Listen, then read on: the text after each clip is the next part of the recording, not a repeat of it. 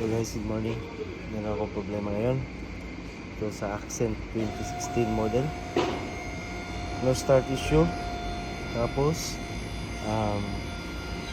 yung immobilizer, indicator lamp, hindi gumagana.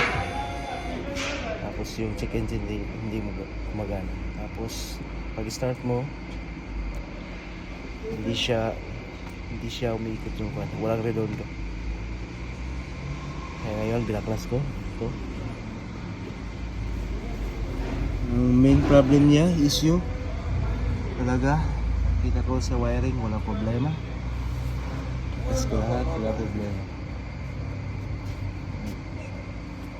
Tapos,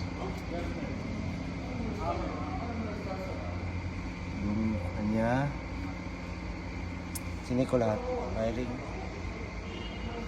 wala problema. Nakita ko yung problema talaga niya, yung computer. Yung computer yung problema niya. Computer, tapos hindi pwede magpalit ng computer lang.